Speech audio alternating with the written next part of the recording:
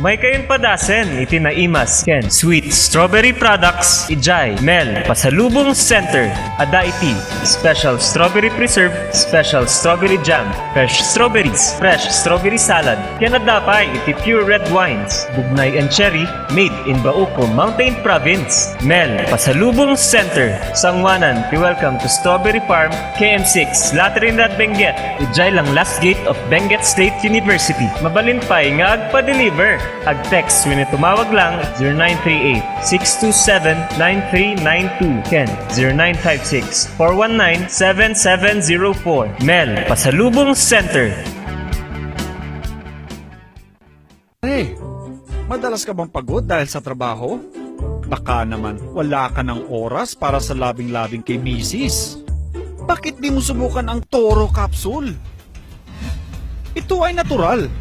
May pinagsamang bitamina, mineral at herbal. Aprobado ng FDA. Hindi masakit sa ulo. Walang pamumula ng mata. At ang Toro Capsule ay pampatagal at pampalakas. Toro Capsule, tagal at lakas na di umatras.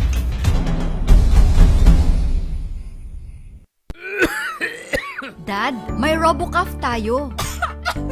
Nak, mag-RoboCuff syrup na. RoboCuff! Sarap kasi! Orange flavor! Ano ba ito? Ang tigas ng ubo ko! Ma, RoboCuff kaagad. Dito sa bahay, basta't para sa ubo, lagi akong handa. RoboCuff kaagad. Sa ubong may plema, RoboCuff. Matigas na ubo, RoboCuff. Ubong may allergy, RoboCuff. Sa kahit anong klase ng ubo, RoboCuff na. Sa RoboCuff, talo ang ubo. RoboCuff. Sa unang simptomas ng ubo, mag-RoboCuff ka agad. Arrest the cough with RoboCuff. Mura at masarap na kainan ba ang hanap nyo?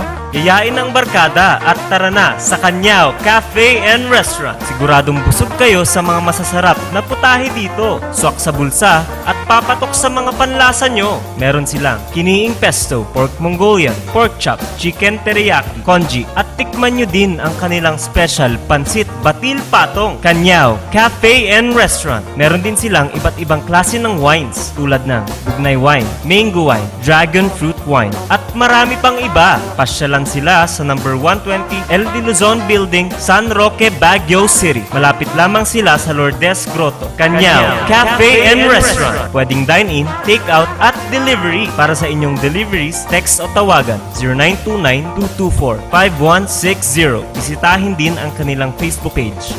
Ano pang hinihintay nyo? Tara na sa Kanyao Cafe and Restaurant. Naimas, nalaka, ken nalinis. Kanyao Cafe and Restaurant.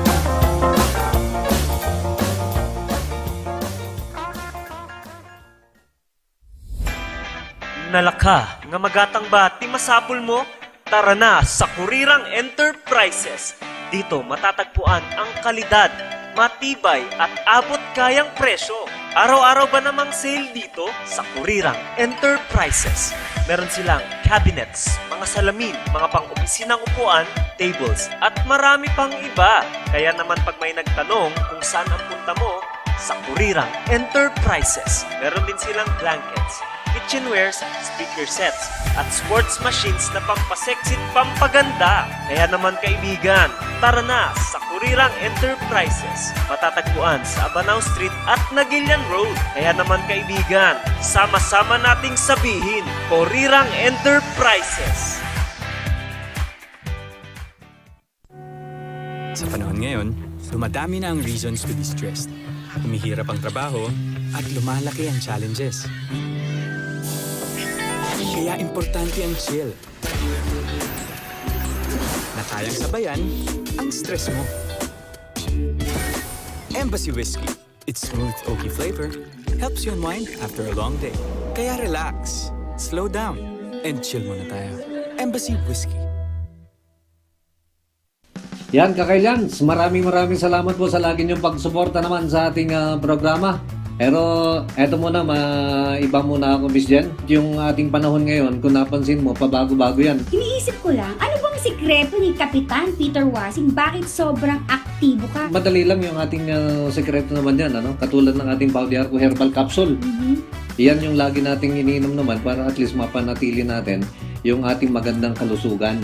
Ito ang inyong kapitan ng bayan, Peter Umau-Awang Wasing. And this is Miss Janlyn F., your real estate consultant, na nagsasabing, Sa Pau de Arco Herbal Capsule, kalusugan mo ay garantisado.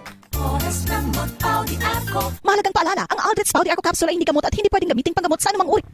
Ang ating oras alas 10:27 na. Good morning na imbang nagsaba. Gawi-gawi sa wakat agyo-agyod. Maptang dyan nagsaba sa sige de namin. At ito po mula inyong karamay, ang inyong ka-RNG, ang inyong kasi radio, Peter Umau-Awang Wasing, para sa ating usapang kongreso ngayong araw po naman ng Sabado. At siyempre, pagka sinabi natin usapang kongreso, kasama natin ang ating masipag at mabait na congressman ng ating syudad ng Baguio, Congressman Mark Go na imbag nagsaba. Magandang umaga, Ka Peter, at sa ating pong mga tagapakinig at tagapanood sa RNG, sa C-Radio at sa Facebook na imbag nagsapa kada kayo amin. Yun, at kumusta ka naman na Congressman? Well, medyo busy ng konti kasi marami tayong mga activities na ginagawa at the same time mga meetings din via Zoom. The other day, nagkaroon kami ng consultative meeting na kasama ang PLLO. Ito yung Presidential Legislative Liaison Officer ng ating bansa. Siya ay si Secretary Baby Pascual. Kasama na yung mga advocacies ng mga advocates ng Cordillera Autonomy. Plus, of course, yung ibang congressmen na nag-participate, yung si Congressman Mangawang ay nag-attend kasama ko rin face-to-face at yung ibang mga kasama natin sa Kongreso ay nag-attend online. Si Congressman Dalog, Maximo Dalog Jr. ng Mountain Province. Kasama rin natin yung mga ibang different heads of the different line agencies sa ating Cordillera, plus of course si Secretary William Dar, nandun siya nagbigay ng mensahe. Our mayor was also there. He gave his opening message before we started discussing yung ating autonomy, particularly yung bill na na-file namin sa 18th Congress tungkol sa creation ng autonomous region of the Cordillera. So napag-usapan nyo na yung ating autonomy, sir? Yes, napag-usapan na doon. At pagkatapos noon, nagkaroon kami ng technical working group meeting tungkol doon sa segregation ng 13 barangay dyan sa Camp Janhay. Kasama namin, again, ang mayor natin, kasama rin natin ang BCDA at ang Janhay Management Corporation. Pati na yung mga members ng technical working group ng mga barangay captain na nag-attend. No, si Kapitan Sakle ng Happy Halo nandoon, si Kapitan Lanyete ng Scout Barrio, si Kapitan Lambak ng Greenwater at saka si Kapitan Ramos ng Camp 7. So maganda yung talakayan namin doon at na-identify na natin ngayon kung ano-ano yung mga areas na kino-cover ng 13 barangay na nandoon sa loob ng Camp Janay. At in a brain breakdown nila ito kung ano ang classification ng mga lupa na nasa loob ng barangay na nandoon sa property ng BCD at ng Camp Janay Management Corporation. So like yung isang classification dyan, yung mga bahay na nandoon, yung tawag natin structures, in-identify nila kung ilang hektarya yan. At ganun din yung mga forest reserve na nandun sa loob ng Camp Janay na politically ay parte ng mga barangay. No? Nandun din yung mga areas na merong mga open spaces, mga creeks, at meron ding area doon na na-identify na agricultural area within a barangay na nasa loob ng Camp Janay. So na-identify ito, they did a digital survey at within the next 30 days, they will come out with a ground survey para makita nila yung actual, whether yung kanilang ginawang aerial survey ay mabalidate at masabi na accurate yung mga ginawa nilang survey na yan. At pagkatapos noon, i-identify ngayon in our next meeting, pag-uusapan din dito specifically bawat barangay. Ano ba yung mga areas sa barangay na pwede nang i-turnover sa barangay. Okay. So I think we are moving to the right direction and we expect that itong within 30 days, yung areas na 4 na barangay, particularly yung kasama na rito yung Greenwater, Upper Dagsyan, yung isang barangay sa Luwakan, no, ma-identify na ngayon kung ano yung pwedeng i-turnover sa mga barangays na ito. So we expect na matatapos ito before even the end of the year for all the barangays. At ito'y matagal na ito kasi nung pang 1998 o 97, nandun sa conditionalities ng city when it agreed to privatize itong Camp John A. No? Ngayon, it's already 2021, but this time, I think we are very serious in ensuring na magawa yung dapat nagawa na noon with the, of course, with the participation of all the barangays na involved dito with the BCDA at saka Camp John A and the local government. Okay. So para sa inyong mga katanungan naman sa ating butihing Congressman Marco, text po lamang yan 0999-3070-649. Okay? At napag-usapan po natin ngayon tungkol dyan sa autonomy at siyempre itong segregation naman ng 13 barangays dyan sa Camp John Hay. So sa tingin nyo sir, within this year, masisegregate na kaya to? Well, yung lahat ng dapat magawa, ma-identify kasi ang kailangan natin dito, ma-agree natin kung ano yung isa-segregate ng Camp John A sa iba't ibang barangay. Hindi ibig sabihin nito na itong mga barangays na nagkaroon ng segregation ay sa kanila na ang lupa. Hindi ganon. At saka merong mga areas dyan na forested, no? Mga forest reserve, hindi naman pwedeng iwala yan sa Camp John A Management Corporation o kaya sa BCDA. So ma-identify yan and we will get the agreement of all the barangays once this is finalized. At saka kung kailangan ng batas para let's say i-transfer, no? Kasi yung iba dyan privately owned by BCDA, yung iba naman mga untitled properties ito, at yung iba naman ay na-title na under the NCIP, mga cultists ito. No? Kamukha ng Happy Halo, that's why yung ating kapitan dyan sa Happy Halo, si Kapitan Sakle, ay nabanggit niya na gusto niya iwalay ang deliberasyon o ang magiging action natin dun sa kaso na pending ngayon sa Korte Suprema as far as Happy Halo is concerned. Kasi may mga cases na pending before the Supreme Court kasi nabigyan sila ng cultists. Ito yung mga titulo na inisyo ng NCIP pero ito ay kine-question ng John A Management Corporation tsaka BCDA. So pending ito sa Korte Suprema. Ngayon para hindi maantala yung ibang mga barangays, iiwalay natin ito at yung suggestion ng kapitan ng Happy Halo ay intayin yung decision ng ating Korte Suprema dito. So I think merong major agreement doon. Ngayon, pag natapos na itong identification ng mga different structures, mga classification ng mga lupa doon sa loob ng mga barangays na nasa Camp John A, kung kailangan ng congressional action, doon na tayo papasok. No? Halimbawa, kailangan masegregate ito through a legislative measure, gagawin natin yan. O kaya pwedeng presidential proclamation, no? O kaya executive order. Kamukha yung ginawa ng halimbawa sa Scout Barrio, no? So yun ang aming napag-usapan doon. Yun. Okay, at ang ating oras alas 10:35 na. May mga text po rito pero Yun, punta muna tayo doon sa Congressman, doon sa segregation na yan.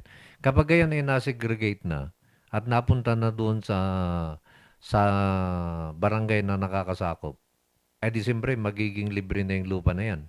Hindi, Sino ang, yung- ang gagawin dito, kasi nagkaroon kaming, yun nga, general survey muna. Okay. They made a general survey kung ilang ektarya ang ino-occupy ng mga bahay doon sa loob ng isang barangay. Halimbawa, yung sabi na nating Greenwater o kaya Hillside, no, kasama yan. Ngayon, yung mga yan ay merong mga nakatira dyan. 'Di ba? May mga bahay sila dyan. So, ang final objective natin dito ay yung mga yan, kailangan yung lote nila ay malipat sa kanila. Pero babayaran nila yan sa Camp Janay Management Corporation at a very, of course, reasonable price. Just like yung nangyari dyan sa Scott Barrio. Okay. Ngayon, yung mga forested area, mamimaintain na forested area yan. Yung mga merong mga structures ng mga buildings, mga basketball court, mga schools, at mga because of a USOPRAC agreement between itong Camp Janay Management Corporation at saka yung entity na nagkaroon ng USOPRAC agreement, ay mamimaintain yan. Hindi pwedeng i-take over kasi meron ng agreement eh. No, it can be a barangay hall, it can be a school. No, halimbawa yung Hillside National High School, nandun yan sa loob ng Hillside, which is part of yung Janay at saka BCDA property. Oh. So yung pwedeng i-turn over nila yan sa barangay. Pero hindi ibig sabihin, pag tinurn over mo yan, ang pag-aari na ng barangay. Hindi ganon. No? Kasi merong mga areas doon na private property. Pag private property, it can be ang owner, ang Camp Janay Management Corporation. Kamukha natin, meron tayo lote sa isang barangay. Party tayo ng barangay politically, but the property is owned by us. Diba? Parang ganun din yan. No? So, yon. Ang pinaka-objective dito ay mabigay sa kanila yung kung saan sila nakatirik yung kanilang mabahay, no? At the same time, maproteksyonan yung mga forest reserve na nandyan sa loob ng barangay na parte ng Camp Janay Management Corporation o ng BCDA. Okay. At binabati natin Kong Mark, ang ating mga viewers naman, nandyan si Tent Maker Freelancer. Watching, maraming salamat Pastor. And Manang Corazon Pasalo is watching dyan sa Middle Quirino Hill. And Rain Gayaw.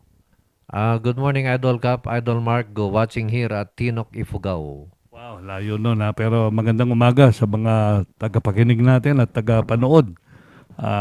Everywhere tayo, Peter. Biro mo yan sa Ifugao.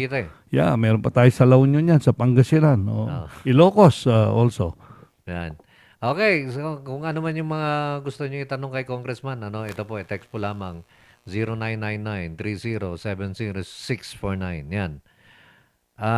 Kung galing kay 71, sabi niya, Sir, Nog 18 no September 17, mabalinan ba tatangag pa-register? Parang kung ito, Register para ng, sa Comelec? Comelec. Yeah. Ang Pwede, registration hanggang September 30. For sa mga botante. And I think Comelec will not extend, according to them, yung registration period, but they will extend the number of hours per day. So Monday to Saturday, but they will extend more than even holidays. I think they will open so they can accept yung mga kababayan natin na gusto pang magparehistro. Okay. Kaya zero to naman, good noon, damag ko man, sir, nag-message sa kide barangay mi, irisan. Awan pa itipos da panggap ti vaccination stab ng A4 nga mapan ala ni je barangay kat kunada nga awan je indad da kanyada kat dengdenggak je interview yu kini Madam Councilor nga kung kunana nga nawaya kan adu pa ti slot ti bakuna para ti A4. Pagkakalam ko dito kung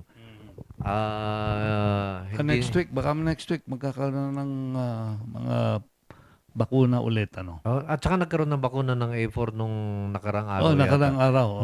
No need ng stab. Yes. Sa SLU yata ito ginanap. Meron. So, First hindi, come, first serve yun, pag ganun. hindi po control ng barangay yung mga stabs naman natin. So, tignan po natin kung ano yung mga schedules po natin at I'm sure alam ng ating mga barangay yan. And kay Maria Cristina Racho, good morning Kap and Congressman, stay safe po. Sabi niya. Maraming salamat sa message ng ating texter. Okay, at ito naman galing kay 1-0. Hi, good morning Kap. Si kami jag patulong kanyayo panggap jay request letter mi nga maitad kini Congressman. Ipan mi madamdama dito ay station nyo.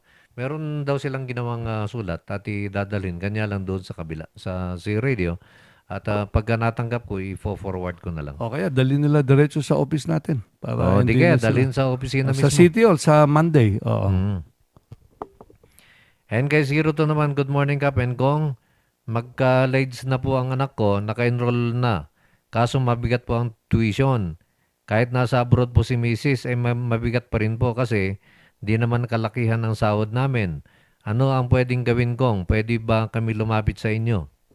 Well, ngayon kasi yung tulong-dunong program natin ay hindi applicable ngayong 2021-2022. Yung tulong-dunong natin, ang tulong ng gobyerno dyan is 15,000 per year. 15. So 15,000 ano. Ngayon, ang suggestion ko diyan sa ating mga kababayan, kung pwede lang, kung pwedeng ma-enroll yung kanilang anak sa mga state university or college. Okay. Oo, dito sa Baguio, of course, nandiyan ang University of the Philippines. Kaya lang you have to ensure that you pass the entrance requirement ng UP at yung pangalawa, yung Benguet State University. O kaya if you are outside of the city of Baguio, halimbawa, taga-Kalinga ka, sa Apayao, sa Abra, Mountain Province, La Union, meron pong mga state university sa mga lugar na yan. Kaya pwedeng mag-enroll dyan, walang babayaran ng ating mga anak dyan. No? So yun ang maisuggest natin dyan. Ngayon, pag nagkaroon na tayo, probably not this school year or semester, sa susunod, pwede nating consider yung kung nag-apply yung anak ng ating texter. So dito sa Baguio, meron tayong UP. UP at saka BSU. BSU, oo. Doon ba sa Benguet State University, kahit na taga Baguio? Kahit saan ka. Kahit Pwede. saan ka, pwede. Yung mga ibang nag-aaral sa UP Baguio, hindi naman taga Baguio. They come from all over the country. Meron pang taga Batangas eh. Yes, oo. As a matter of fact, ganun din sa Diliman. Yung mga nag-aaral doon, na UP, hindi namang taga doon sa Quezon City. They are all over the country. So, ganun din dito. Okay. Yun ang advice natin sana. Kung pwede lang. Kasi ang importante dyan, sabihin nga niya, baka yung kurso na gusto ng anak ko ay wala dito. Yun ang isang kailangan tingnan din natin. No? Okay. At binabati natin si Sir Eddie Pamintuan Razon. Good morning po, Congressman Mark. Sabi niya. Ay, good morning. Si Pastor Eddie Rason. Yes, good morning. Ito kaya yung nag-request sa akin na mag-file tayo ng bill tungkol dun sa... Kasi ngayon, just for the background nung sinuggest sa akin, ang mga pastor kasi, mga imam, mga pare, at iba pang mga alagad ng Panginoon, pwede silang mag-solemnize ng marriage. Pero kailangan magkaroon sila ng lisensya. Ang nag-i-issue ng lisensya nito to solemnize marriage ay ang PSA. Okay. Ngayon, ayon sa ating kasalukuyang umiiral na batas, ang pag binigyan ka ng authority, the authority is only good for 3 years. Yung authority ng Yes, mag-solemnize ka. Okay. Oo. Ngayon, ang suggestion sa akin is to extend itong term na ito, instead of 3 years, going 5 years. So, for the information of Pastor Ed at yung mga kasama niya na pumunta sa office natin, I have already filed the bill last week, increasing the period from 3 years to 5 years, yung authority ng mga pastor, imam, mga ibang ministro ng o paalagad ng Panginoon na merong kapangyarihan na mag-solemnize ng marriage, na may increase yung kanilang authority from 3 to 5 years ang period para Okay. ma-enjoy nila o ma-exercise nila yung authority nila na mag-solemnize ng marriage. So, na-file na ito. Na-file ko na last week. Okay. Oo. At binabati rin natin Manang Cora Benwick. Good morning, Peter and Congressman, watching you from Abu Rakwari. Good morning, Manang Cora, at salamat sa iyong pakikinig at panonood dito sa ating programa ngayong umaga. Andyan din, Emperador Totoong Tagumpay. Nashi Hungary Wasig is watching. Kati is watching. At sabi ni Kati, good morning po, Kap and Kong. Ay, magandang umaga sa iyo at thank you, Kati, sa suporta at sa iyong panonood ngayong umaga. May comment dito si Pastor Ed. Salamat po. Nag-file din po kasi si Kong Yap. Sa bagay, consolidated po yan sa committee, di po ba? Sabi niya. Yes, kung siya nag-file, sa committee hearing, sabay kaming i-hear yung ano namin. Then after that, part of the requirement is to come out with the substitute bill. Pero ang tenor naman, pareho naman siguro. I have to check kung ano yung final ni Congressman Eric Yap. Okay. At galing kay 95, Sir Mark, tanong ko lang po yung status ng Eliserio Drive Road going to Country Club Barangay. Ito po ba ay private road? Kasi po sa crossing ng Paterno Road at Eliserio Drive going to Country Club Barangay po ay may nakatayo na guard mismo sa gitna mismo ng kalsada. Well, yun nga ang naging problema dito, no. Actually, meron ng budget yan, yung pag-aayos sana ng road, if you are coming from Pacdal, papunta ka ng South Drive, magkakaroon sana ng widening ng road doon, pero maapektuhan yung Ilosorio Shrine na nandoon. And I think the Department of Public Works at the meeting with the management of Baguio Country Club, and ito yung concern nila kasi they are claiming na itong road na ito ay private property nila ng Baguio Country Club, no. So yun ang isang dapat ma-resolve muna, and I have to check with the Department of Public Works kung ano ang final resolution with this problem. May budget na yung road, no, kasi gusto nating maiwasan yung traffic doon pag ikaw ay galing nga dito sa Pacdal, sa Rotonda, papunta ka ng South Drive. Ang nangyayari dito, bago ka makaliko ng kanan, kailangan intayin mo muna yung manggagaling sa South Drive going either to Baguio Country Club or papuntang Pacdal. So, ang gusto natin, yung road, ma-widen yan para instead of waiting, you just go straight. Parang maliit na bypass, kumbaga, going to South Drive. So, I think we have to check with the DPWH kung ano ang final resolution nito with the management of Baguio Country Club. Okay. Oo. At ito, kanina, ang sabi dito, ito yung nagpapatulong na may sulat. Sabi niya, good morning, Kap and Congressman. Kami yung nagpapatulong na maibigay kay Congressman yung request letter. Pinareceive po namin kay Sir Harley sa Zay Radio.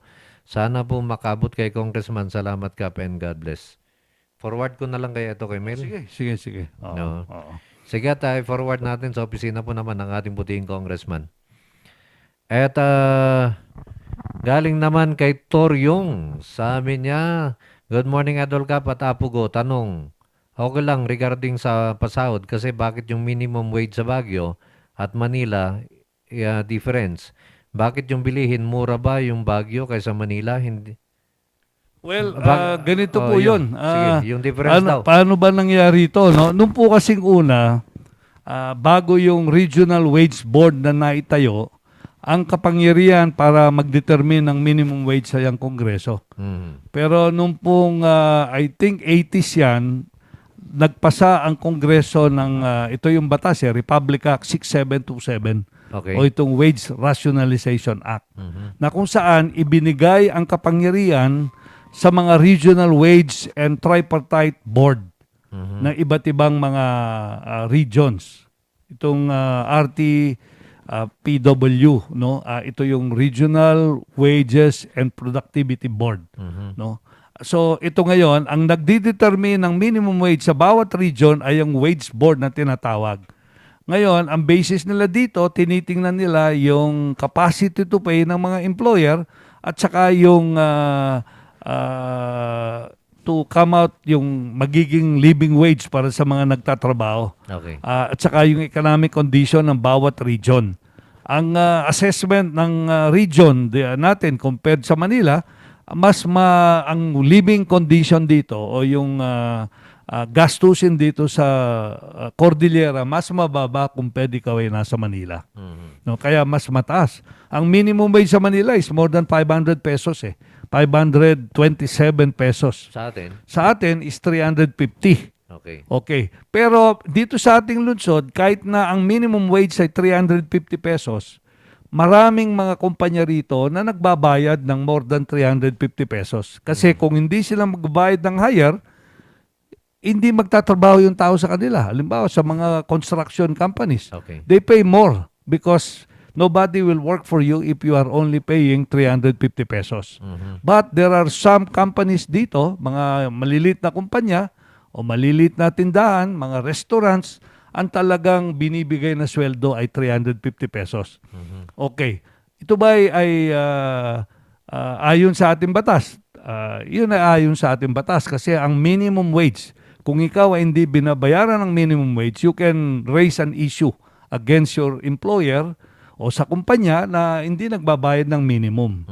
Ngayon, ang tanong kanina, mas malaki ba o mas magastos pa rito kaysa sa Manila kaysa rito? In general, based on the statistics na pinalabas ng ating gobyerno, mas malaki ang gastusin mo pag ikaw ay nasa Manila compared dito sa Cordillera o sa lungsod ng Baguio o sa iba't ibang probinsya. Okay. No?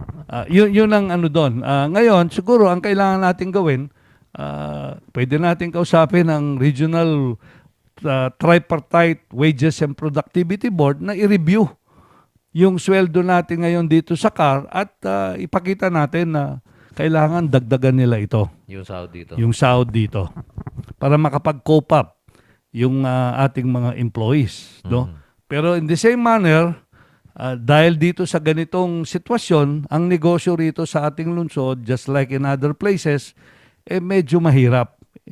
Talagang very difficult ang situation ng ating mga negosyante rito, no? Lalo na tayo isang tourism center. Karamihan dito nagdidepende sa turista, no? Ngayon, kung tataasan mong sweldo, wala nang business nga yung mga employers natin dito, paano sila makakabayad kung tataasan mo pa ang sweldo?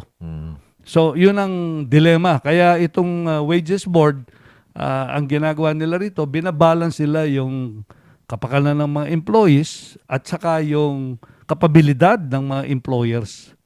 Kung maganda ang takbo ng negosyo, I think there should be a basis to increase the wages in the region. Okay.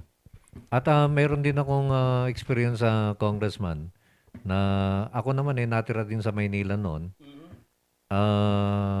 Ang taas ng masyadong magastos. Magastos doon, no? At saka yung renta ng mga bahay doon. Oo.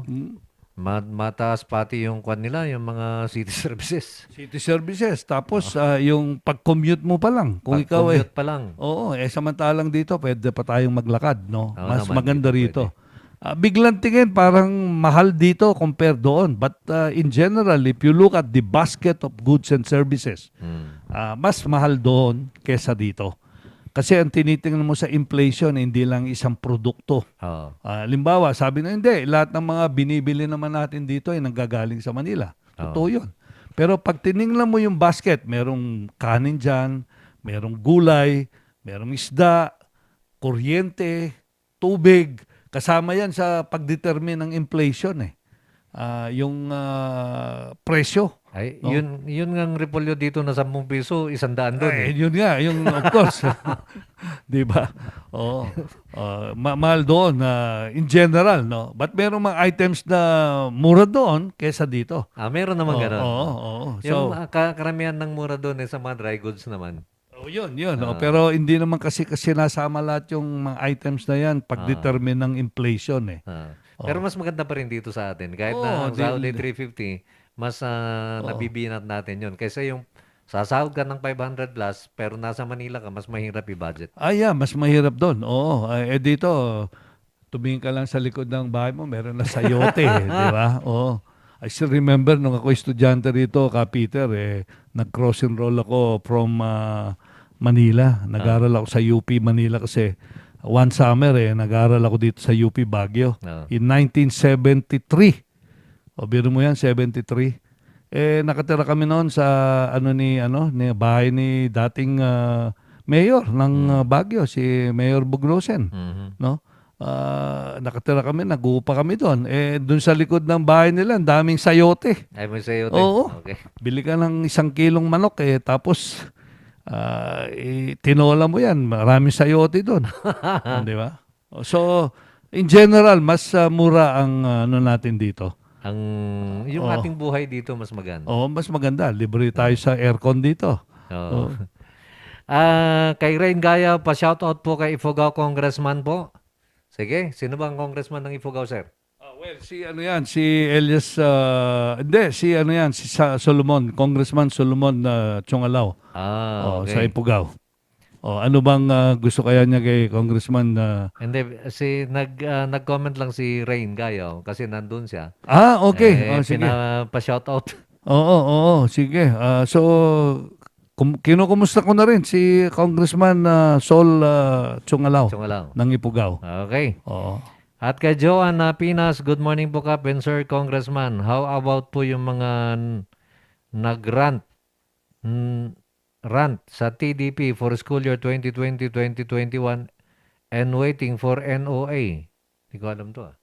Well, yung mga previous to 2021, 2022, actually, nandyan na yan binibigyan na yan. Yung iba, nabayaran na yung mga bata through the school.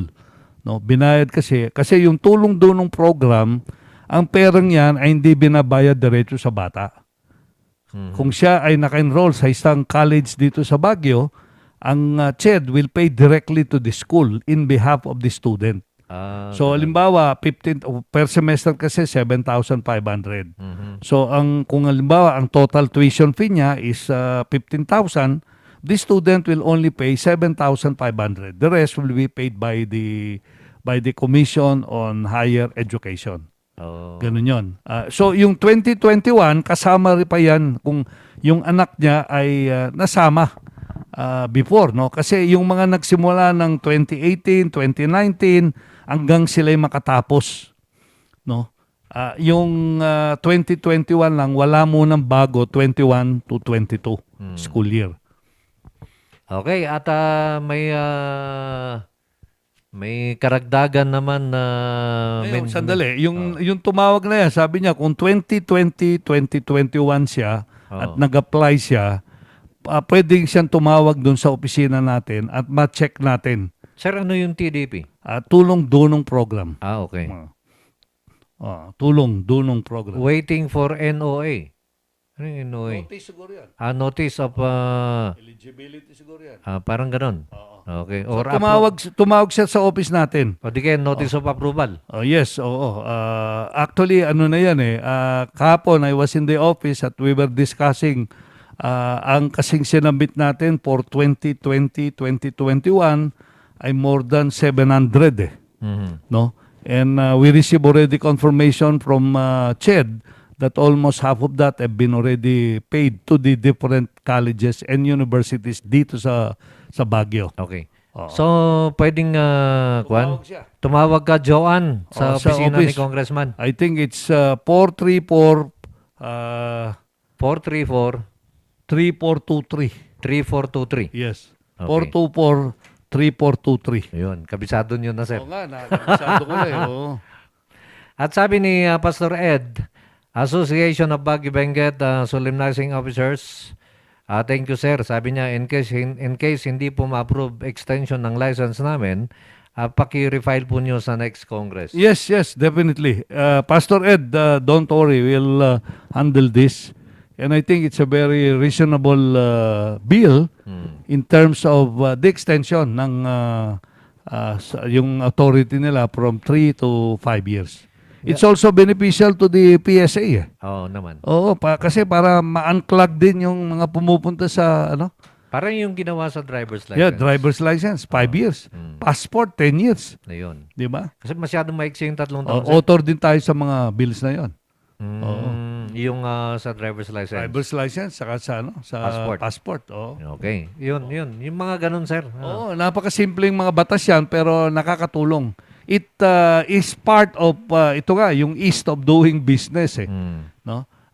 This is one way of helping our country, our government, at saka yung mga tao na kamukha ni Pastor Ed na talagang nagsosolemnize sila ng marriage.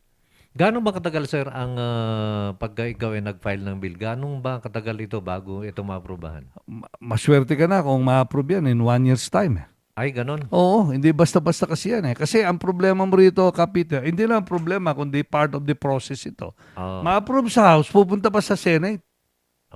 Dalawa kayo eh. At yung ginawa mong proseso sa House, ganun din ang gagawin sa Senado.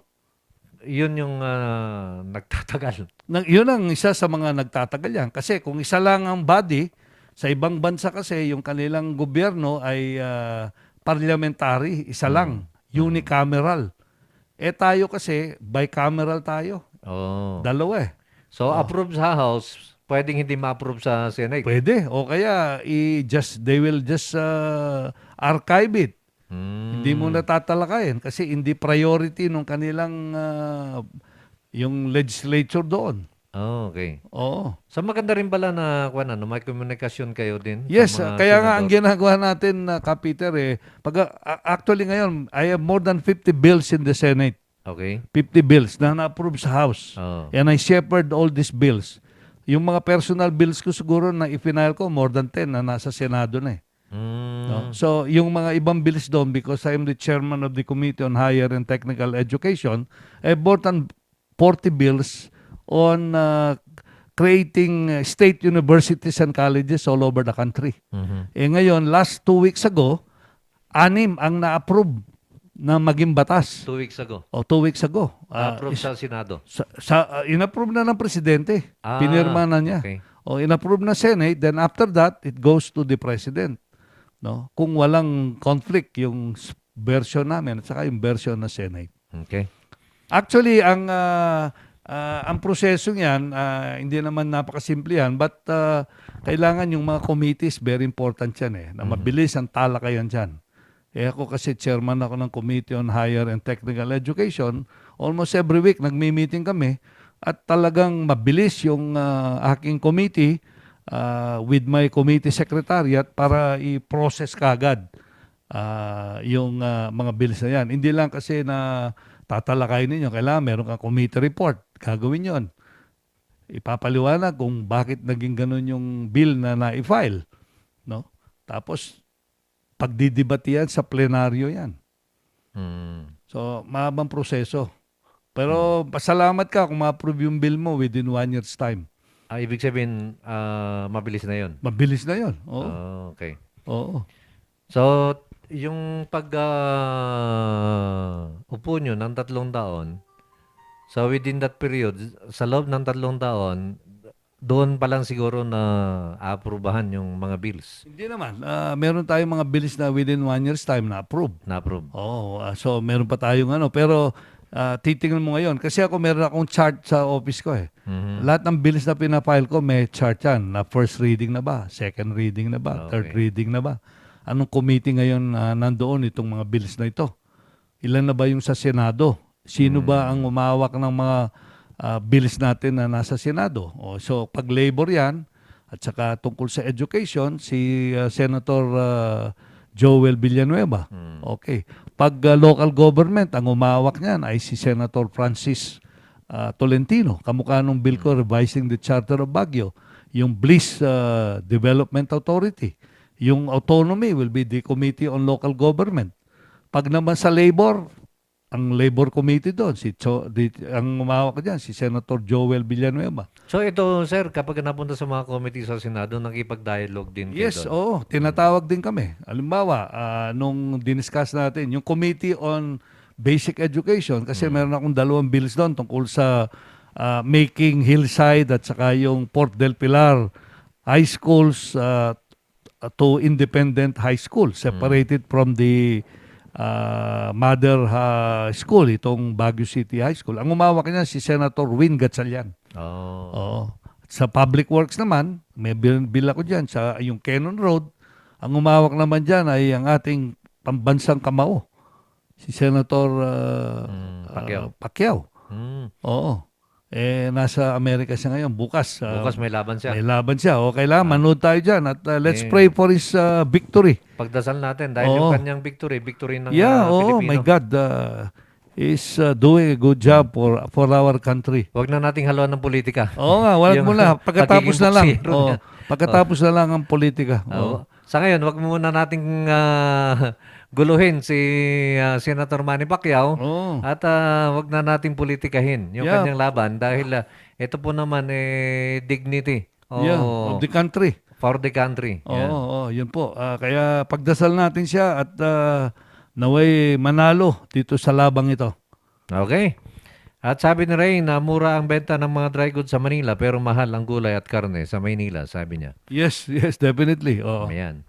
And binabati rin natin yung ating kaibigan naman, yung ating isa sa ating mga mahusay na mga awit naman dito sa Cordillera, tumutulong sa mga nangangailangan din. Sir Edwin Miro, watching, maraming salamat. At kay Saldi Basquial, Cap live watching, regards to Congressman Go. Ay, maraming salamat at regards din sa iyo. Okay. At sabi ni Tor, salamat Idol and Congressman Go for that answer. Keep up the good work. Idol Cap, dapat tumakbo kang konsehal ng ating lungsod. Ayun, oo. Ah, Kailangan, tignan mo rin yan, Ka Peter. You still have until September 30 to think about it. Oh, di ba? sige. And sabi naman ni Larry Hugang, Cap, good morning. Ano ulit ang CP number nyo? Hindi CP number, landline. Ang pwede lang nating maibigay sa inyo. Ano ulit yun, sir? 424 424 3423. 3423. Yan. Okay, at ang ating oras, alas 11:04 na at ang bahagian, ihatid po naman sa atin ng ating, ito yung sinasabi ko, sir, na cardiac bulalo. Ganun ba? Okay. Yung, siguro. Ang ating tagpuan sa Baguio, malapit sa inyo ito eh. Ganun ba? Sa Albergo Hotel. Okay. Bakit kaya tinawag na cardiac bulalo? Meron kasi, sir, yung bone marrow. Okay. Pero meron ding hindi namang cardiac, meron din namang regular na bulalo. At hindi lang yun, marami pang ibang mga pagkain doon na masasarap at na hindi naman puro cardiac ang nandun. Okay. Sige. I think subukan natin yan one of these days. Sige. At siyempre, yung ating Kurirang Enterprises, bagong dating po yung mga stocks nila ngayon, pasyalan po sila dyan sa may Abanao Street at dyan sa may Nagilian Road. Okay? Kurirang Enterprises yan. At tuloy tayo sa pagbasa. Kap, nabasa ko na pala yun. Galing kay Tutu, kunana, Kap and Congressman, hanak nga eksperto about public health. Ngayon pa nagkita medyo kamali ti pandemic response, ti gobyerno tayo. Kita nyo di Europe, tapnuhan nga totally collapse ti economy da, kat every weekend ti lockdown, or di saan nga na vaccine, ti ma-lockdown. Kan di build the back better nga kunada, kat medyo kurang ti innovations na. Nga salutak lata amin nga frontliners tayo. Sabi ng ating texter, medyo mahina daw tayo pagdating sa pag-handle daw ng kwan. Well, we can say that siguro, pero hindi madali kasi itong pag-handle nitong ganitong sitwasyon. Oo naman. At saka, lahat naman tayo nabigla dito eh. Lahat ng buong bansa. Nobody had the experience on handling this particular case eh. Diba? Today, yesterday, ang total ng bansa natin, 17,000. One of the highest in terms of cases eh. Ilan? 17,000 plus. Kahapon. Ang bago. Ang new cases ng COVID. So, mas marami yan kaysa sa recoveries. Yes, ang recoveries, I have to get the exact number. But yesterday, it was the highest eh. So far, itong 17,000 plus na cases natin. Dito naman sa Baguio, kahapon, ang ulat nila, dito sa atin sa Baguio, ang recoveries natin kahapon, 57. At ang new cases natin sa Baguio, 29 as of yesterday yan. Dali hindi yata. Kahapon I have here the message doon sa group message. Okay. Pinalabas ng ating mayor. I don't know if this is yesterday. Yesterday is anong day yesterday? August 20, di ba? August 20. Ang new cases natin, 104 21 yata ba ang kahapon sana? Hindi, 21 ngayon. 21 ba ngayon? Kahapon is August 20. 104 ang new cases, isang patay, 31 ang recoveries. Dun sa 104 na new case, 48 unvaccinated. Yung 22 not eligible, yung 22 naka 2 doses nila na sila. So, yun. Yung 60 mild lang, yung 42 asymptomatic at yung dalawa moderate. So, ang if I will interpret this, pag ikaw ay nakabakuna, naapektuhan ka ng COVID, moderate lang ang magiging hindi ka severe ang case mo. Okay. So, I think to a certain degree, merong advantage yung nakabakuna. Kahit na magka-COVID ka, no? Hindi malala. Hindi malala ang magiging kalagayan mo. Yun. Ito yung ano natin. So, merong dito, iba-ibang lugar sa buong Baguio. 104 ang cases natin yesterday. Yeah. Okay. So, kailangan po yung ating mga kababayan mag-ingat po sila at sumunod sa mga health protocols na ipinapatupad ng ating lungsod. Okay. Sige. Ang ating oras alas 11:12 na. Maghanap buhay lang muna kami. Magbabalik po kami kaagad pagkatapos lamang ng ilang paalala. Diyan lamang po kayo. Umay kayong padasen, itinaimas, Ken. Sweet Strawberry Products, Ijay, Mel, Pasalubong Center, Adaiti, Special Strawberry Preserve, Special Strawberry Jam, Fresh Strawberries, Fresh Strawberry Salad, Kenadapay, iti Pure Red Wines, Bugnay and Cherry, made in Bauco, Mountain Province, Mel, Pasalubong Center, Sangwanan, welcome to Strawberry Farm, KM6, Latrinidad, Benguet, Ijay lang last gate of Benguet State University, Mabalinpay, nga agpa-deliver. Ag-text when tumawag lang 0938-627-9392. Ken 0956-419-7704. Mel, Pasalubong Center. Hey, madalas ka bang pagod dahil sa trabaho? Baka naman wala ka ng oras para sa labing-labing kay misis. Bakit di mo subukan ang Toro Capsule? Ito ay natural. May pinagsamang vitamina, mineral at herbal. Aprobado ng FDA. Hindi masakit sa ulo. Walang pamumula ng mata. At ang Toro Capsule ay pampatagal at pampalakas. Toro Capsule, tagal at lakas na di umatras.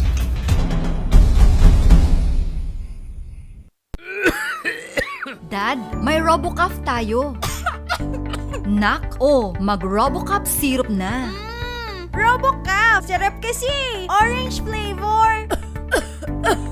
Ano ba ito? Ang tigas ng ubo ko. Ma, RoboCaf kaagad. Dito sa bahay, basta't para sa ubo, lagi akong handa. RoboCaf kaagad. Sa ubong may plema, RoboCaf. Matigas na ubo, RoboCaf. Ubong may allergy, RoboCaf. Sa kahit anong klase ng ubo, RoboCaf na. Sa RoboCaf, talo ang ubo. RoboCaf. Sa unang simptomas ng ubo, mag-RoboCaf ka agad. Arrest the cough with RoboCaf. Mura at masarap na kainan ba ang hanap nyo? Yayain ang barkada at tara na sa Kanyao Cafe and Restaurant. Siguradong busog kayo sa mga masasarap na putahe dito. Swak sa bulsa at papatok sa mga panlasa nyo. Meron silang kiniing pesto, pork Mongolian, pork chop, chicken teriyaki, congee at tikman nyo din ang kanilang special pansit batil patong. Kanyao Cafe and Restaurant. Meron din silang iba't ibang klase ng wines tulad ng bugnay wine, mango wine, dragon fruit wine at marami pang iba. Pasya lang Meron sila sa number 120 El de Luzon Building, San Roque, Baguio City. Malapit lamang sila sa Lourdes Grotto, Canyao Cafe and Restaurant. Pwedeng dine-in, take-out at delivery. Para sa inyong deliveries, text o tawagan 0929-224-5160. Bisitahin din ang kanilang Facebook page. Oh, ano pang hinihintay nyo? Tara na sa Canyao Cafe and Restaurant. Naimas, nalaka, ken nalinis. Canyao Cafe and Restaurant.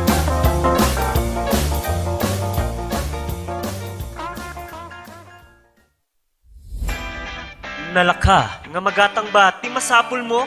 Tara na sa Kurirang Enterprises.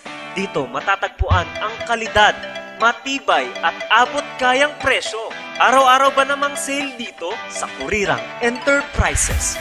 Meron silang cabinets, mga salamin, mga pang-opisinang upuan, tables, at marami pang iba. Kaya naman pag may nagtanong kung saan ang punta mo, sa Kurirang Enterprises. Meron din silang blankets, kitchenwares, speaker sets, at sports machines na pampasexy at pampaganda. Kaya naman kaibigan, tara na sa Kurirang Enterprises. Matatagpuan sa Abanao Street at Nagilian Road. Kaya naman kaibigan, sama-sama nating sabihin, Kurirang Enterprises.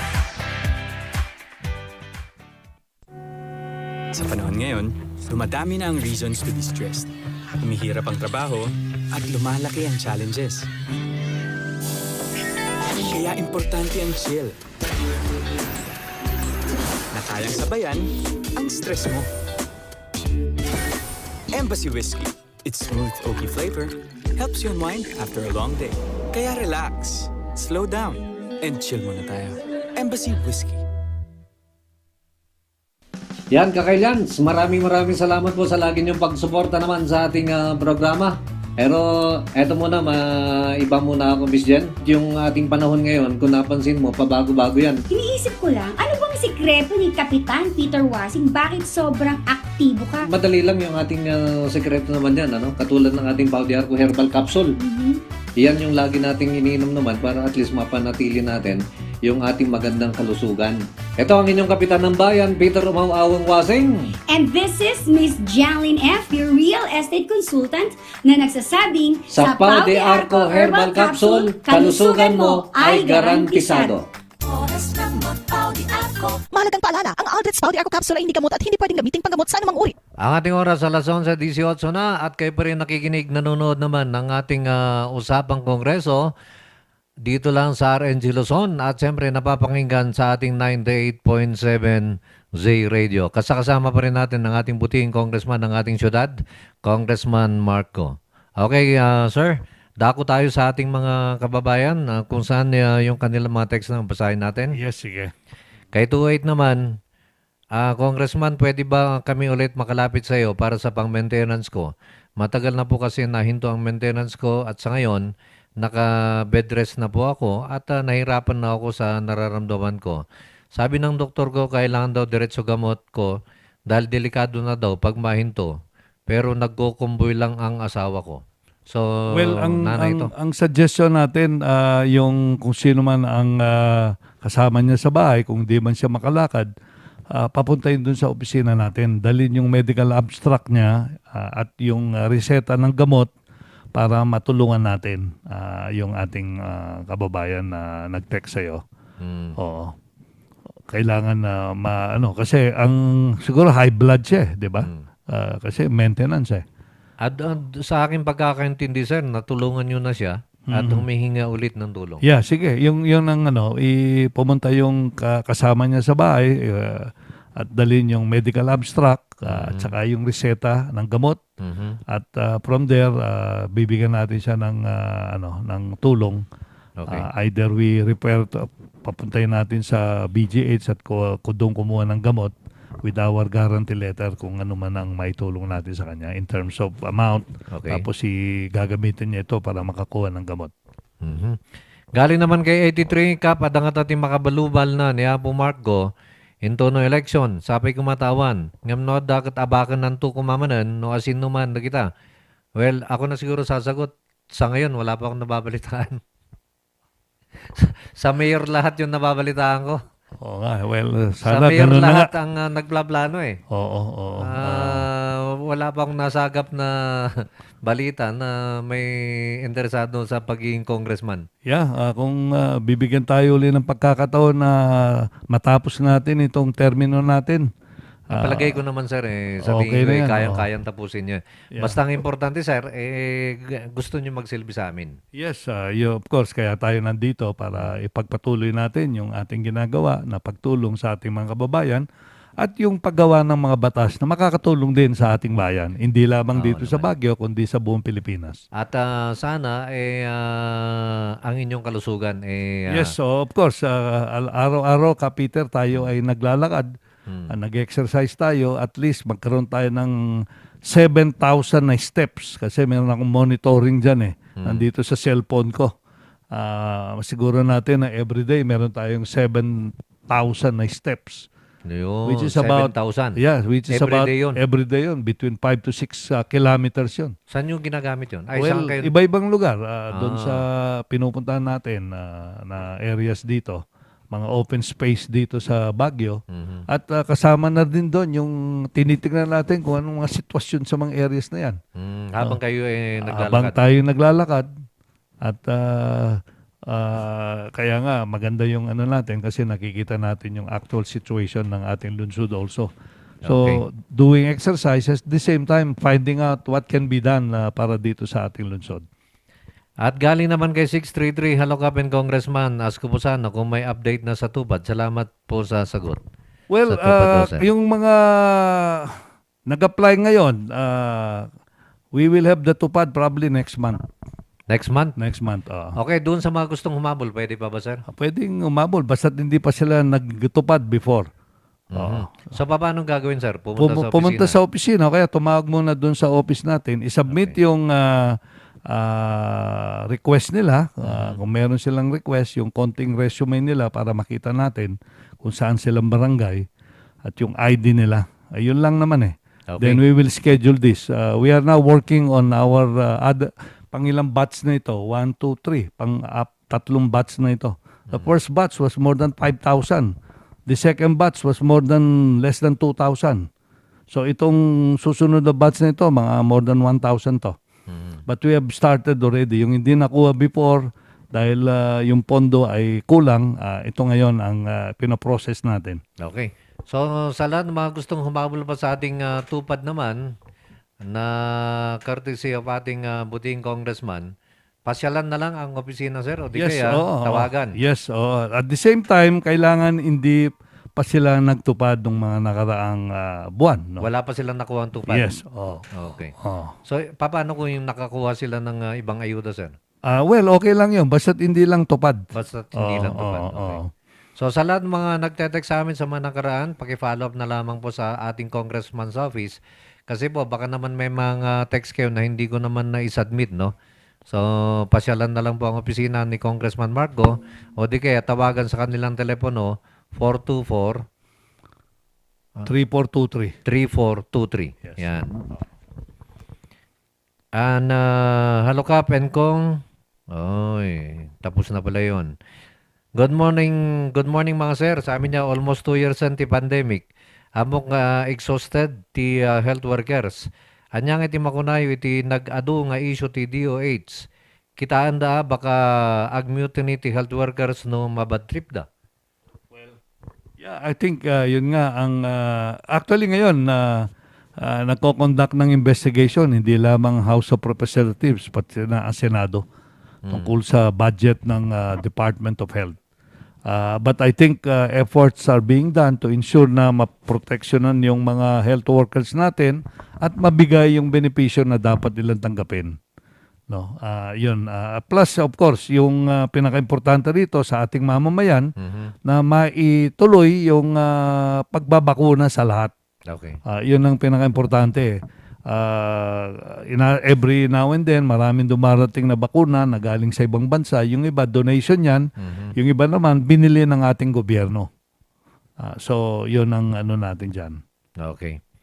Galing naman ito kay 87, sir. Tanong ko lang, kahit ba sa BSU nag-enroll ang bata, pwedeng mag-avail ng tulong-dunong? Hindi ka na kailangan mag-avail kasi libre na yan . Wala ka nang babayaran. Wala ka nang babayaran, oo. Kay 51 naman, good morning Sir Kong. Ask ko lang po kung tumatanggap po si Sir Kong sa mga students applicant para sa scholarship programs niya. Pumunta kasi yung anak ko sa office, sabi daw po walang pondo. IT po kasi enroll ng anak ko sa SLU. Salamat po. Yung sabi ko nga, yung mga bago, wala muna yon sa 21, school year 21-22. But yung mga previous years na nagsimula, tuloy-tuloy yan. Ay, yung mga dati. Yes, yung mga dati, hanggang makatapos sila sa kanilang pag-aaral. So sa ngayon, wala pang... Wala pang funding na for 21, school year 21-22. Pag meron sa susunod, we will inform our people through our Facebook o kaya through this program, Peter. Okay. Galing naman ito kay 95, Sir Mark, free tuition fee lang po ba sa government state universities? Hindi po ba kasama ang iba pang babayarin? Kasi sa BSU, may bayad po naman sa DMMSU rin sa San Fernando. May bayad din po. Ang mga miscellaneous yata. Hindi, libre lahat yan. Miscellaneous saka yung tuition. Libre lahat. Oo, libre lahat yan. Oo. Okay, at kay 83 naman, dagadugamin ti pasaway dito Bagyo, karkaro ka dagiti solsolinak iti barangay da, sandang agsuso ti face mask and mas gathering dapay nga agchismis kuna naman. Well, i-remind lang natin siguro, oo, yung ating mga nakikitang mga kababayan na hindi sumusunod sa mga health protocols. I think we just remind them very politely na hindi naman para sa kanila lang yun kundi pati na sa pamilya at saka yung mga kaibigan na kasama nila. Okay. No? Kay 47 naman, Kap, mabalin po nga mahalaji promo ngayon para Fulyo. Anytime po, pwede niyong kunin. Puntahan niyo, pasyalan niyo po sa 98.7 Radio sa UB. Hanapin lang si Harley. Ha? At kay 522 naman, mabutang dakap nga masayang tigastos da, tawan gaminti pang atake da kini congressman. Talagamat gamin nga nasaya ati work na. Maari daw na walang lalaban sa iyo dahil maganda ang iyong trabaho, sir. Yes, salamat sa tiwala ng ating texter.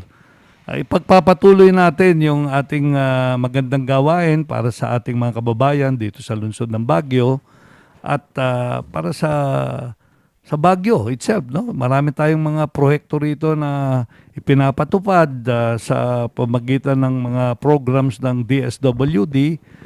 Kasama na rin dito yung DPWH, pati na yung Department of Labor and Employment.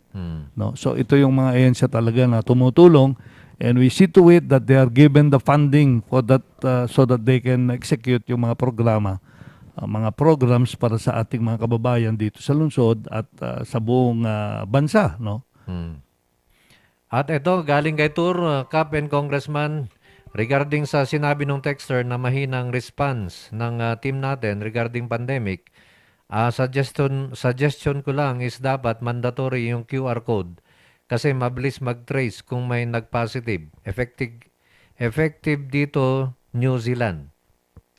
Yeah, well, meron namang dapat QR code ang bawat isa sa atin. Kailangan lang mag-rehistro yung ating mga kababayan para madali ang yung contact tracing. Kung nagkaroon ng problema yung isa, madaling matrace yung na contact o nagkaroon ng itong ganitong sitwasyon, madali mong matrace kung nakipag-usap ka kay ganyan o kay ganito kung meron kang talagang QR code. Okay. Galing naman kay 708, good morning mga sir. About the vaccine requirements ti mga A5, the guidelines na post-ETPIO Baguio, masabol ti government ID or either one of the following, 4-piece ID or Certificate of Indigency from Oxwadu. The government ID lang kuma kan QR code ti pakita di vaccination area han nga nagaduti ka sa Pulanda. Sabi niya. Dapat daw ang requirements daw yun lang QR code at saka government ID. Bakit meron pang Certificate of Indigency? Hindi na kailangan yun. Hindi na kailangan yun, sir. Hindi na kailangan yun. Oo. Pag gano'n lang ang requirement mo, konti lang mababakunahan yan kung kasama pa yung certificate of indigency. At saka Dito mahirap, mayaman, apektado ng COVID. At parang walang logic yung ganun. Yung, Wala na yun. kukuha ka Basta ng isa lang ang kailangan mo dyan na ID, government ID. Kung wala kang government ID, yung QR code mo. At anyway, alam na nila kung ano yung ibig sabihin nun. Nandun na yun eh. Okay. Oo. At kay 341 Morning Cup, sana magkaroon ulit tupad para sa mga kabataan. Salamat po. Yeah, magkakaroon nga tayo nitong September. Sa kabataan daw, sir. Hindi, kasama na rito. Kasama na. Kasama Okay. na. Hindi natin pinipili yung edad eh. Basta above 18, okay ka na rito. Okay. Good morning, Kap, Congressman. Nga tati kastami tapnuhan kami nga makwarantin no agawid kami jay Kalinga. Natay gamin jay 10 mi kunana. Kahit mi nga agawid, baka matulungam na kami. Salamat. Saan ba sila manggagaling? Kalinga? Taga rito yata, pupunta sa Kalinga dahil namatayan sila. Baka daw pwede nyo matulungan para hindi makwarantin. Hindi, kasi ano yan eh. That's the regulation ng city. Oo, mahirap namang hindi sila makwarantine eh. Kasi favorable din sa kanila ito eh. Hindi nyo pwedeng sabihin na huwag Oo, nyo i-quarantine. exempted kayo. Mahirap yun. Baka tayo naman ang madali. Ang suggestion na lang dyan, kung sila pupunta doon, siguro hindi naman lahat dapat sila eh, di ba? Oo. Kahit na isa lang o dalawa siguro. Okay. Tapos pagdating dito, self-quarantine naman yan eh, for their own protection also. At saka yung kanilang nakaka-interface, protection din sa kanila yon. Yun. Oo. Kaya 07, ano ang update sa boundary ng Tuba sa Baguio? Kalahati ng municipal building ng Tuba, part ng Baguio. Well, yun ang pinag-usapan ngayon ng City of Baguio at saka ng Municipality of Tuba. No, kailangan. Nandun sa bill natin yung revision ng charter ng City of Baguio, whatever is the agreement between Tuba and Baguio, that will form part of the territorial jurisdiction of the City of Baguio and probably Tuba. No, yun nga ang pinag-usapan ngayon. I think what I heard from the city officials, yun nga, yung parte ng munisipyo ng Tuba ay Baguio. Meron namang areas na within Baguio pero parte ng Tuba. So ito'y ang kailangan gawin nila dito, magkaroon ng swapping. Pero hindi pwedeng 1:1 kasi ang sabi nung iba, ang cost ng property kung ikaw ay nasa munisipyo, mas mahal kesa doon sa outside eh. So pwede naman pag-usapan yan ng city at ng municipality of Tuba. So for example, yung mga prime properties now within the city of Baguio, pwedeng dagdagan na lang doon sa mga non-prime properties in terms of square meters para mag-swap sila. So it can be, yung isuswap ng Baguio is let's say 1,000 square meters. Ang bibigay ng Tuba can be 1 hectare. Depende kung anong worth ng property na yan. Yun. At nagpumunta ito kini 83, mayat ano awan di lumaban kini Apo Marco. Tanang panunod na siguro, nga agaw awir dalangan, sabi naman niya. Well, yeah. Salamat. Oo. At kay 95 naman, Kapat Sir Mark, kanino po kami magsusumbong sa mga government estates and universities na may binabayaran? Sa opisina ko. At saka sinong state university yan? Okay. Oo. So pwede nilang ibigay sa inyo, Yes, sabihin sa inyo? oo. At malaman natin, ano ba yung binayaran nila? Oo. Oo. Kasi kung ang binayaran nila, halimbawa, libro, hindi kasama yon. Okay. Ang lang doon, yung normal kinokollect nila, yung tuition fee at saka yung mga miscellaneous. Miscellaneous. Miscellaneous. Okay. The other fees, iba yon kung hindi kasama doon sa usual na miscellaneous fees na kinokolekta nila. Okay. Ano ang support ni Congressman sa modernization ng Public City Library? Meron bang modernization ng library natin? Well, merong pinaplanon. Merong nabanggit sa akin si Administrator Boni tungkol sa modernization ng library ng Baguio. Okay. Ang request niya sa akin is to include it in our budget para madagdagan yung pondo para magawa yung library. No, pwede nating tingnan yan at I have told ang administrator ng City of Baguio na i-consider natin yan sa next budget cycle. At ito, sir, galing naman kay 60. Morning po, Kap and Congressman. Mahirap na po kayong talunin. Maganda po yung layunin nyo. Yung heart center na lang po, napagawa nyo na agad. Samantalang yung dalawang nagpalitan lang ng pwesto. Kailan lang nagkaroon ng radiation sa BGH? Sana po magkaroon din ng pang-MRI sa BGH. Mabuhay ka, Congressman. Salamat po, Kap. Mag-ingat po kayo. God bless po. Tama po yun. Ang gusto po natin, yung pong, meron akong pinanukalang batas ulit na increase ng bed capacity ng BGH Okay. from 800 to 1,500. No? At magtayo ng iba't ibang specialty centers pati na geriatric center sa mga senior citizen. Okay. No? Hindi lang 'yon, pati lung center kailangan meron tayo. No? Heart center will be completed within this year, no? Yung ating cancer center, meron na tayo diyan. We were able to get funding from the Department of Health at saka sa national government para maitayo itong ating cancer center dito sa lungsod ng Baguio. So ngayon ko lang nalaman, meron na pala tayong heart Yes, center. hindi. Ito, makukompleto ito within this year. Within this year? Yes. So hindi na mahirapan yung ating mga kababayan. Kung gusto nilang mag 2D echo dyan, meron naman dyan sa Baguio General Hospital. May, kwan ba sir, may itong sinabi ng texter, MRI, meron na ba? Well, I am not sure. Meron na ring MRI yan, but I do not know kung kasama sa funding na dapat maisama yan eh. Oo. Kailangan yung MRI yan. Ito yung imaging system na dapat gamitin. So, ibig sabihin, malapit na palang makumpleto ang ating BJ. Yes, oo. Pakonti-konti yan kasi hindi naman natin mabuhos lahat ang budget one time yan. Tsaka yung kanilang mga construction sa building, ongoing yan para may house itong mga equipment na ito. Ang maganda rito, marami tayong magagaling na doktor dito sa lungsod ng Baguio. Okay. Hindi lamang mga pedya, pati na yung mga expertise nila, malawak yan eh. Iba-iba. Kaya karamihan ng mga ibang pasyente na galing sa ibang lugar dito na pumupunta sa lungsod ng Baguio sa BGH eh. At galing naman nito kay 41, sana po Kap, Sir Mark, sana po pwede kami kasali sa 15 years old sa Tupad. 15 years old, pwede ba sa Tupad, sir? 15. 15 years old. Bata pa yun 18 na muna. Kung wala sigurong nag-apply ng 18 and above, pwede natin consider sila. Okay. Sige, ang ating oras alas 11:38 na, Congressman. Baka meron ka pang gustong idagdag naman. Update natin. Well, yun ang natin, yung mga nag-apply ng tupad, we will finalize ito and we will start it in September. Malapit na yan. Next week, September na. Tapos yung ating second batch ng Training for Work Scholarship Program under TESDA, ongoing yan.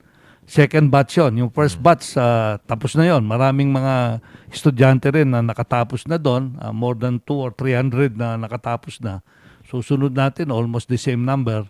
At ang total niyan, pag natapos lahat ng mga batches, we'll have about 2,000 trainees na makatapos under the different programs ng TESDA. And after the training, we will have what we call certification. No? Ito yung NC1, NC2, at saka NC3 national certification ito.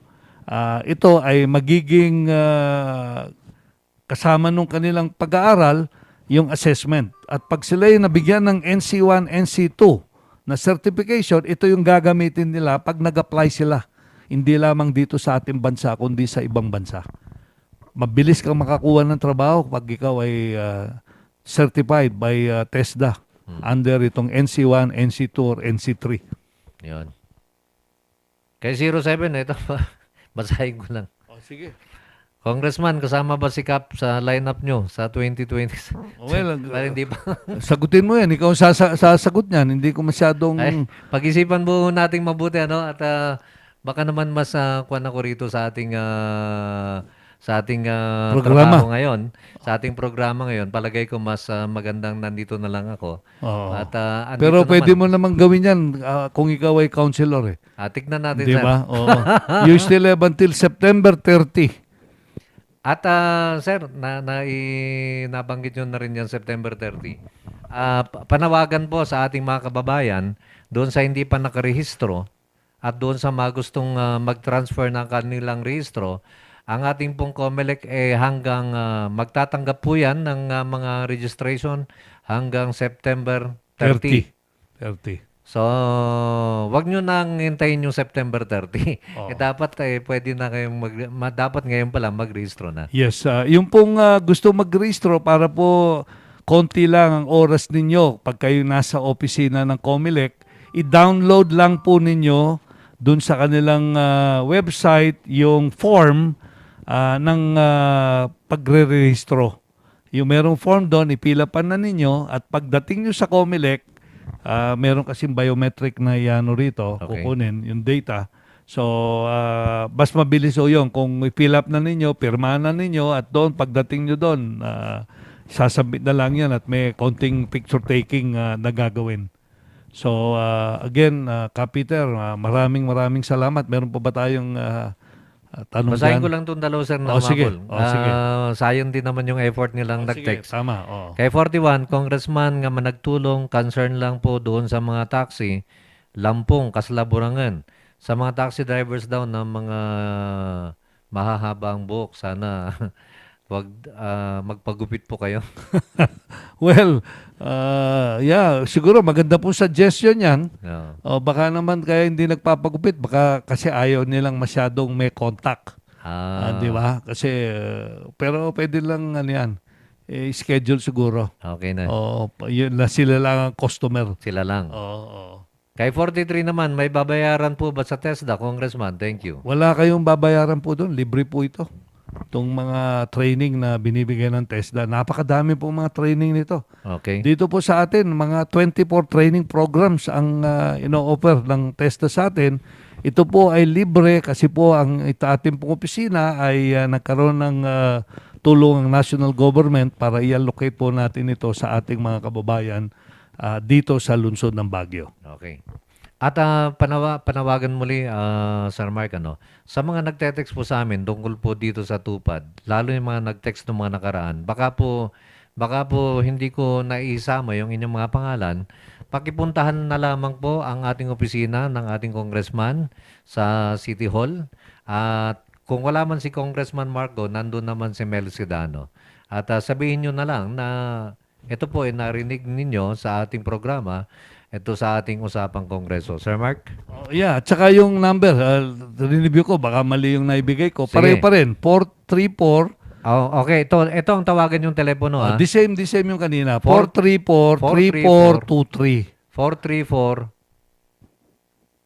No, 424, sorry. Okay. 424 3423. 3423. Yes. Okay, ulitin po natin. 424-3423. 23. Yes. Tawagan po ninyo yung opisina ni Congressman yan at sabihin po ninyo na kung kayo po yung magpapalista sa tupad, sabihin po ninyo na ito po naman ay na-text nyo o na-itawag nyo sa amin sa ating usapang kongreso na program. Yeah, at ililista yung pangalan nyo pero meron kayong sasubmit na requirements. Pwede nyo namang isubmit online yan eh.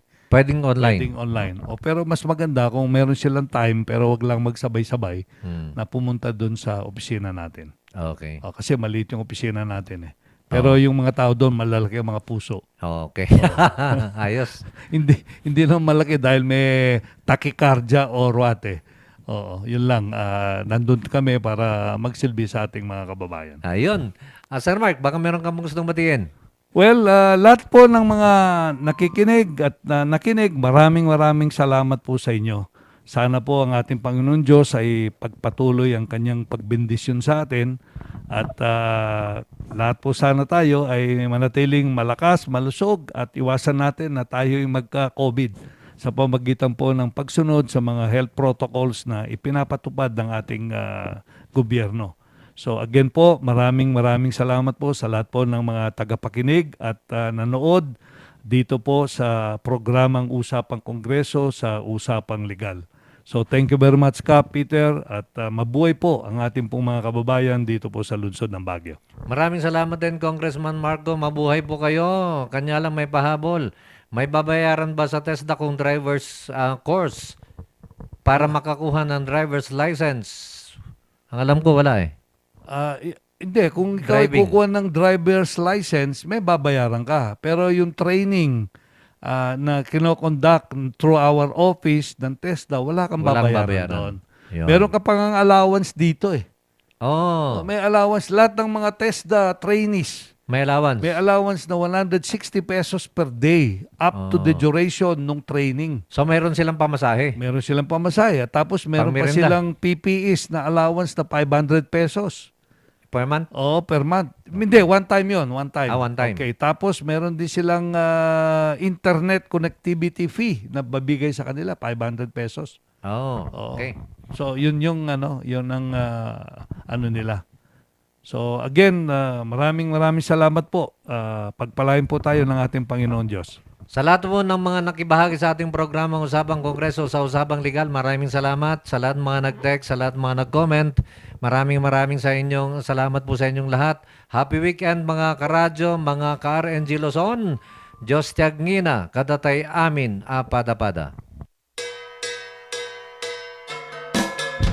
May kayong padasen, itinaimas, Ken. Sweet Strawberry Products, Ijay, Mel, Pasalubong Center, Adaiti, Special Strawberry Preserve, Special Strawberry Jam, Fresh Strawberries, Fresh Strawberry Salad, Kenadapay, iti Pure Red Wines, Bugnay and Cherry, made in Bauco, Mountain Province, Mel, Pasalubong Center, Sangwanan, welcome to Strawberry Farm, KM6, Lateran at Benguet, Ijay lang last gate of Benguet State University, Mabalintay nga agpa-deliver. Ag-text when tumawag lang 0938-627-9392. Ken 0956-419-7704. Mel, Pasalubong Center. Hey, madalas ka bang pagod dahil sa trabaho? Baka naman wala ka ng oras para sa labing-labing kay misis. Bakit di mo subukan ang Toro Capsule? Ito ay natural. May pinagsamang bitamina, mineral at herbal. Aprobado ng FDA. Hindi masakit sa ulo. Walang pamumula ng mata. At ang Toro Capsule ay pampatagal at pampalakas. Toro Capsule, tagal at lakas na di umatras.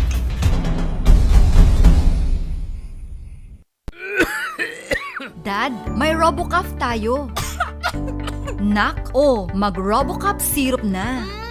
RoboCaf! Sarap kasi! Orange flavor! Ano ba ito? Ang tigas ng ubo ko. Ma, RoboCaf kaagad. Dito sa bahay, basta't para sa ubo, lagi akong handa. RoboCaf kaagad. Sa ubong may plema, RoboCaf. Matigas na ubo, RoboCaf. Ubong may allergy, RoboCaf. Sa kahit anong klase ng ubo, RoboCaf na. Sa RoboCaf, talo ang ubo. RoboCaf. Sa unang simptomas ng ubo, mag-RoboCaf ka agad. Arrest the cough with RoboCaf. Mura at masarap na kainan ba ang hanap nyo? Yayain ang barkada at tara na sa Kanyao Cafe and Restaurant. Siguradong busog kayo sa mga masasarap na putahe dito. Swak sa bulsa at papatok sa mga panlasa nyo. Meron silang kiniing pesto, pork Mongolian, pork chop, chicken teriyaki, congee at tikman nyo din ang kanilang special pansit batil patong. Kanyao Cafe and Restaurant. Meron din silang iba't ibang klase ng wines tulad ng bugnay wine, mango wine, dragon fruit wine at marami pang iba. Pasya lang sila sa number 120 LD Luzon Building, San Roque, Baguio City. Malapit lamang sila sa Lourdes Grotto. Kanyao Cafe and Restaurant. Pwedeng dine-in, take-out at delivery. Para sa inyong deliveries, text o tawagan 0929-224-5160. Bisitahin din ang kanilang Facebook page. Ano pang hinihintay nyo? Tara na sa Kanyao Cafe and Restaurant. Naimas, nalaka, ken nalinis. Kanyao Cafe and Restaurant.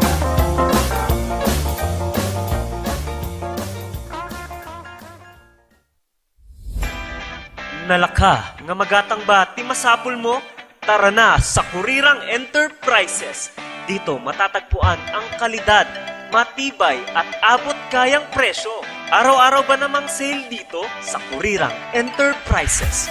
Meron silang cabinets, mga salamin, mga pang-opisinang upuan, tables, at marami pang iba. Kaya naman pag may nagtanong kung saan ang punta mo, sa Kurirang Enterprises. Meron din silang blankets, kitchenwares, speaker sets, at sports machines na pampaseksit pampaganda. Kaya naman kaibigan, tara na sa Kurirang Enterprises. Matatagpuan sa Abanao Street at Nagilian Road. Kaya naman kaibigan, sama-sama nating sabihin, Kurirang Enterprises.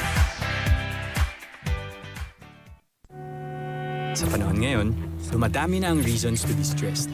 Humihirap ang trabaho at lumalaki ang challenges. Kaya importante ang chill.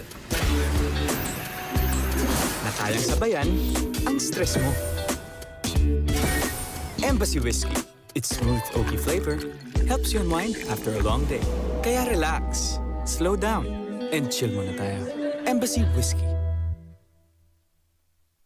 Yan, Kakailans, maraming salamat po sa lagi niyong pagsuporta naman sa ating programa.